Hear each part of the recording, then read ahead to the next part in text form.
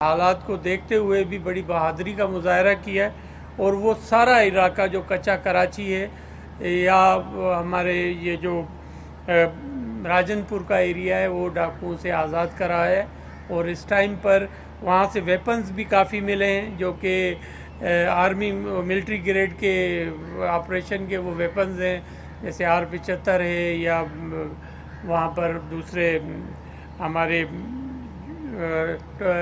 12.7 जो वेपन है वो भी वहाँ पर रिकवर हुए हैं और वो काफ़ी तस्वीरों में आपने देखे होंगे।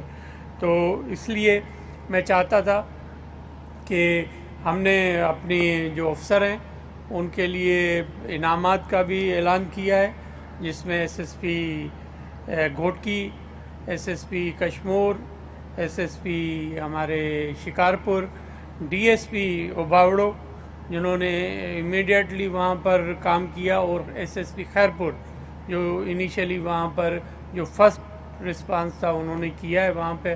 और यकीनन दोनों DIGs जो मेरे हैं लाड़काना और सखर, उनके लिए भी इनामात का भी हमने ऐलान किया है। और उसके साथ साथ उनकी जो फोर्स थी उनके लिए भी इनामात का ऐलान किया है।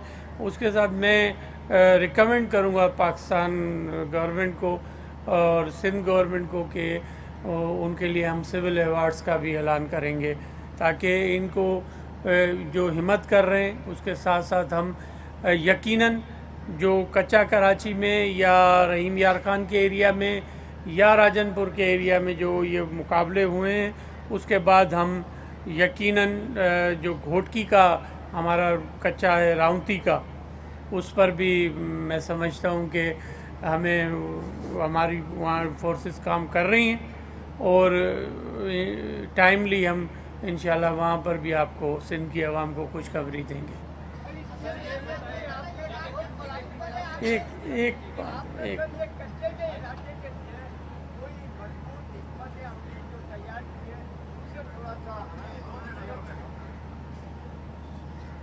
देखें, कच्चे के इलाके में इस टाइम आपने देखा होगा कि पुलिस की ज़ीरो टॉलरेंस है। जहाँ पर वाक़या अगर डाकू करते हैं तो हम पुलिस हमारे अफसरान जो हैं इस चीज़ का कतई भी इंतज़ार नहीं कर रहे कि जाकर हम कोई पास्ट में जैसे होता था, या कुछ हमारे अफसर जो मैं आज कहना मुझे नहीं चाहिए, लेकिन रहीम यार खान के जो SSP या वहाँ पर जो अफसर काम कर रहे हैं वो जैसे मैनेजमेंट करने की कोशिश करते हैं। सिंध पुलिस ने मैनेजमेंट का ये तो लफ्ज़ ही निकाल दिया है। हम चाहते हैं कि हमने कच्चे के एरिया से जो भी रिमेनिंग डाकू हैं या सरेंडर करेंगे या उनको हम एलिमिनेट करेंगे, उसके अलावा दूसरी कोई और पॉलिसी है नहीं। वहाँ पर जो भी हमारा जो इनिशियली काम था वो हमारे पास कम से कम हमने सिंध पुलिस ने ये प्रूव कर दिया है कि वो उन एरियाज़ में जा सकती है जहाँ पर कभी भी सिंध पुलिस की एक्सेस नहीं रही, लेकिन अब सिंध पुलिस एक्सेसिबल एक्ट कर रही है और अपने एरियाज़ में जा रही है।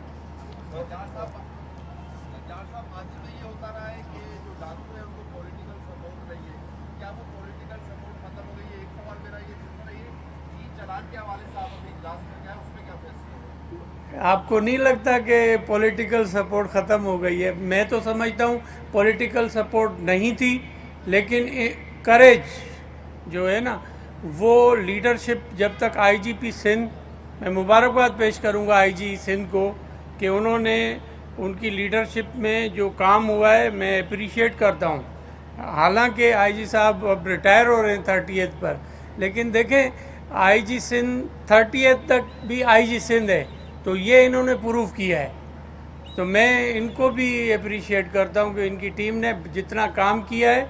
और देखें, यकीनन पॉलिटिकल गवर्नमेंट होती है, उनकी अपनी अपनी प्रायोरिटीज़ होती हैं, लेकिन हमारी लीडरशिप की कतई ये प्रायोरिटी है कि हमने अपने जो भी एरियाज़ हैं इन क्रिमिनल्स को ख़त्म करना है और वहाँ पर पीस लाना है। वो कर लेते हैं, वो आपको बताते हैं।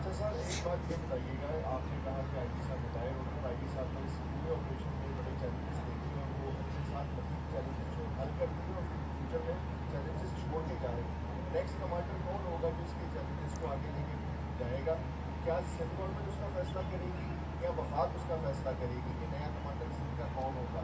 और दूसरा मेरा सवाल ये है कि आपने सलीम भाई लास्ट टाइम प्रेस कॉन्फ्रेंस की तो कच्चे के वजह से आपने जब भी कहा था कि बहुत कामयाबी हासिल कर चुके हैं, लेकिन आज फिर इंसिडेंट्स हो रहे हैं, तो क्या फ्यूचर में इसको कमांड कौन करेगा और कैसे जो है इस ऑपरेशन को आगे बढ़ेगा? देखें, लेगेसी रहती है अफसर की, जो चीज़ें छोड़कर जाते हैं अफसर या जो लीडरशिप अपनी चीज़ें छोड़कर जाती है, यकीनन उसकी लेगेसी होती है। और ये एक बेहतर नोट पर आईजीपी सिंध जो हैं वो छोड़कर जा रहे हैं इसको। और हमारे अमन व अमान अल्हम्दुलिल्लाह मैं समझती हूँ, देखें ये तो बिल्कुल ठीक है बात कि जहाँ पर क्राइम हो रहा है उस एरिया में हमारी एक्सेस ही नहीं होती थी। हर सुबह जब मैं उठता था एज ए होम मिनिस्टर, जब मैंने चार्ज लिया तो ये मैं आईजी साहब से पूछ रहा होता था फजर के टाइम पर खैर खैरियत है, तो आईजी साहब कहते थे सर ये हो गया या ये हो गया। लेकिन अल्हम्दुलिल्लाह अब कम अज़ कम हमारी जो अफसरान हैं वो प्रॉपर काम कर रहे हैं।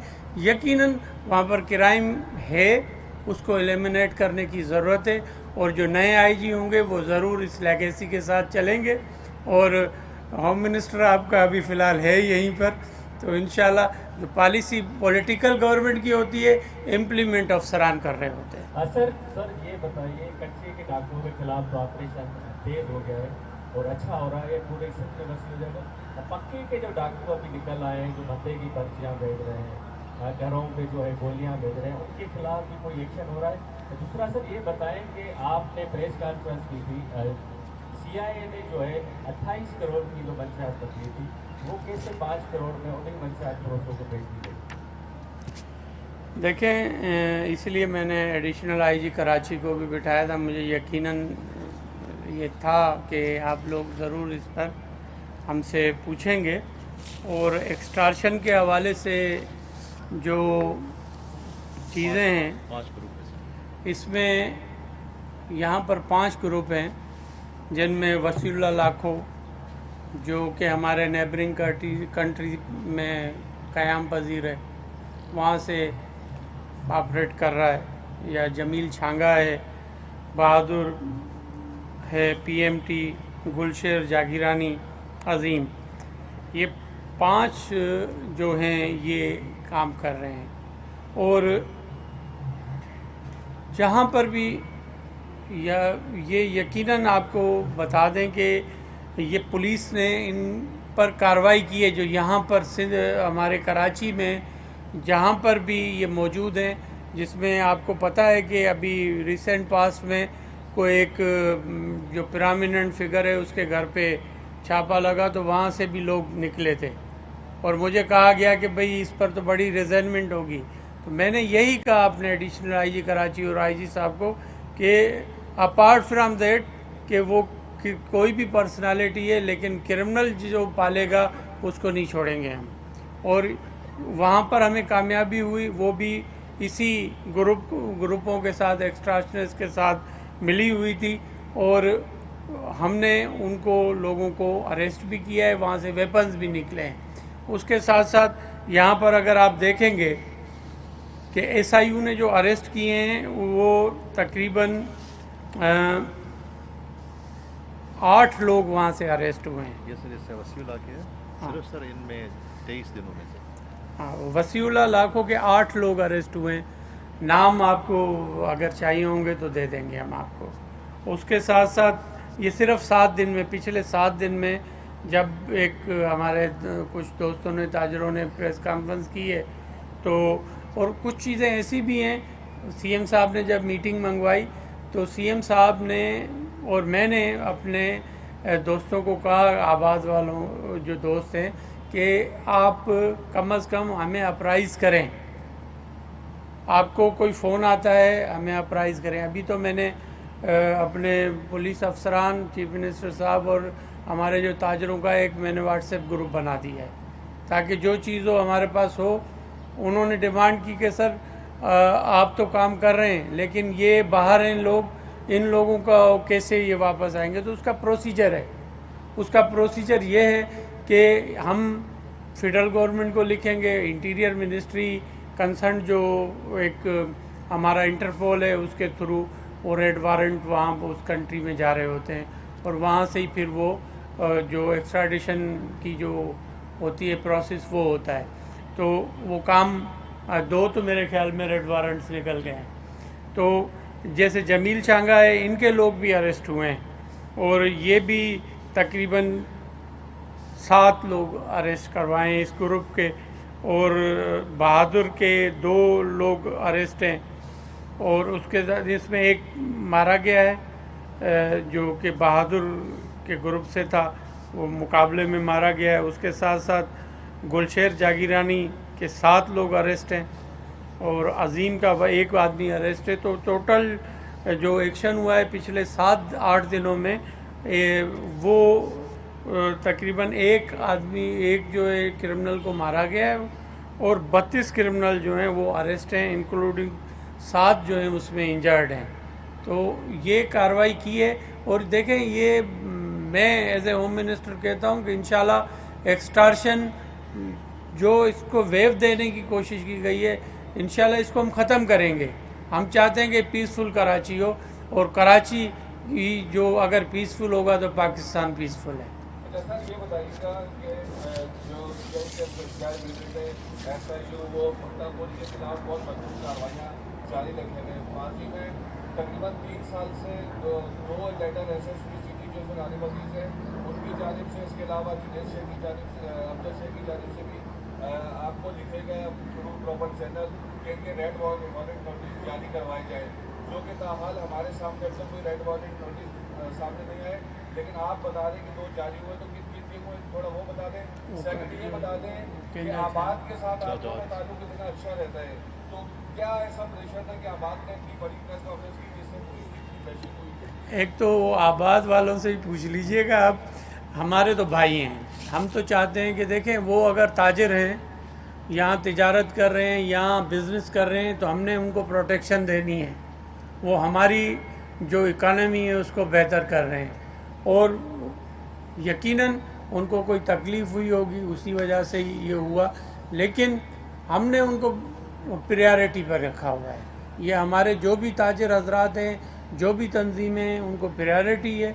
हम चाहते हैं कि वो पीसफुली यहाँ पर काम करें। अगर आप मसला ये है कि मैं इसको थोड़ा सा ब्लंटली कहूँ कि आप मेहरबानी करके जब तक मुझे नहीं बताएंगे, जब तक मेरे IG को नहीं बताएंगे, एडिशनल IG को नहीं बताएंगे, और आप अपने तौर पर अगर कोई इंडिविजुअल बता दे रहा है तो ये गलत बात है। ऐसे ना करें, पुलिस है उनकी, और हम नाकाम हो जाएं फिर आप जाकर प्रेस कॉन्फ्रेंस से करें। एक मिनट, और रेड वारंट के IG साहब को बताता हूँ, आज IG साहब बता देते हैं आपको। इसमें जो मशहूर एक्सटॉर्शनिस्ट हैं और बाहर से कार्रवाई कर रहे हैं, उसमें वसीउल्लाह नाकू का नाम था। उनकी काफ़ी सारी कॉल्स उन्होंने की, और जिसके बेसिस पे उनके different cases, criminal cases registered हुए। वसीउल्लाह नाकू का जो रेड वारंट का रेफरेंस है वो इंटरपोल के हेडक्वार्टर लियोन फ्रांस में पहुंच चुका है, और उसको तकरीबन कोई 1 हफ़्ता हो चुका है। और इसी तरह से समद काशावाड़ी और अहमद अली मक्सी, इन दोनों के रेफरेंसेस यहाँ से प्रिपेयर होके मिनिस्ट्री ऑफ इंटीरियर में इस्लामाबाद पहुँचे, जो आज मुझे रिपोर्ट आई है कि उन्होंने उसको फॉरवर्ड किया है FIA में, क्योंकि हमारा यहाँ पे फोकल ऑफिस जो है वो FIA है, जो करस्पॉन्डेंस करती है इंटरपोर्ट के साथ। और मुझे DG FIA ने एश्योरेंस दी है कि वो 1 या 2 दिन में ये रेफरेंस ये भी चले जाएंगे। तो रिमेनिंग 3 और मज़ीद रेफरेंसेस हम बना रहे हैं, जिसमें क्योंकि इसमें बहुत सारे कागजात की ज़रूरत होती है, कोर्ट के डॉक्यूमेंट की ज़रूरत होती है, वो भी हम पूरी कोशिश कर रहे हैं कि रिमेनिंग 3 मज़ीद एक्सटॉर्शनिस्ट जो बाहर बैठे हुए हैं उनके रेफरेंसेस भी अगले हफ्ते इंशाल्लाह चले जाएंगे। ये बताइएगा, जेकब आबाद में अभी ये क्या हो रहा है, और जेकब आबाद से से जो शिकारपुर की तरफ रोड जाता है वहाँ पर लोग 5 बजे के बाद सफर नहीं कर सकते।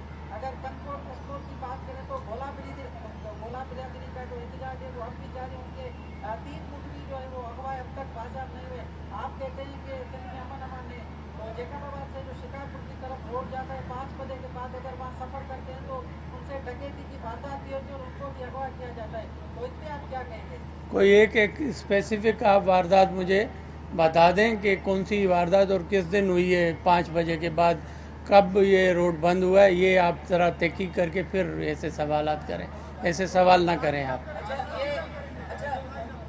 जिया साहब ये बता दीजिए कि आपने अपनी स्पीच में कहा जी जी में कहा कि अभी जो वेपन्स हैं वो मिलिट्री ग्रेड का है, तो बॉर्डर सिक्योरिटी जिन इदारों के पास है, कभी आपने उनसे पूछा कि ये आपका इस्तेमाल तो कुछ आई विटनेस ने भी एयरक्राफ्ट देखी है और आप तो हमसे ज़्यादा जानते होंगे, तो ये भी कुछ कन्फ्यूजन है कि वो वेपन्स जो है उनके पास मिलिट्री यूज वेपन्स किस तरह आ रहा है। बॉर्डर सिक्योरिटी मैनेजमेंट यानी आप लोग सेकेंड लेयर है, फर्स्ट लेयर वालों से कभी पूछा है कि जी आपकी मौजूदगी में असला कैसे आ रहा है? देखें, ये मीटिंग्स होती रहती हैं, इस पर अपराइज करते रहते हैं। और अभी आपको सरे 10 बता दूं कि केपी में कुछ जो इस किस्म के असला जो ये यहाँ पर इन क्रिमिनल को फ़रोख्त कर रहे थे in contest of this present case, ये जो अभी वहाँ पर मुकाबला हुआ है उसमें कोई 10-11 के करीब ऐसे मिडल मैन हैं जिनको हमने आइडेंटिफाई करवाया है और रिक्वेस्ट की है केपी पुलिस को और वहाँ की जो एजेंसीज़ हैं कि आप लोग इसमें हमारी मदद करें, ताकि वो लोग जब न्यूट्रलाइज हो जाएंगे तो उम्मीद है कि कुछ कमी आएगी। और यकीनन आपकी बात ठीक है कि ये हमें फेडरल लेवल पर इसको उठाएंगे। और पास में भी मैंने एपेक्स कमेटियों में ये बात की है कि कम से कम हमें इस पर बड़ा स्ट्रांगली जाना पड़ेगा। साहब ये एक तो कितने मुखी जो है रवा साल अगवा हुए और पुलिस ने उनको कामयाब कराया, और इस वक्त क्या सिचुएशन है, कितने मुखी अभी कस्टडी में है?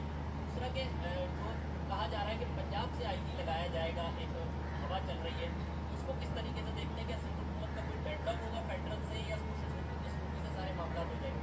देखें, एक तो एग्जैक्ट मुझे अभी फिगर पता नहीं है कि कितने हमारे पुलिस मुकाबलों में हमने मगवी आज़ाद करवाएं, वो डिटेल आपको दे देंगे हमारे आईजी साहब।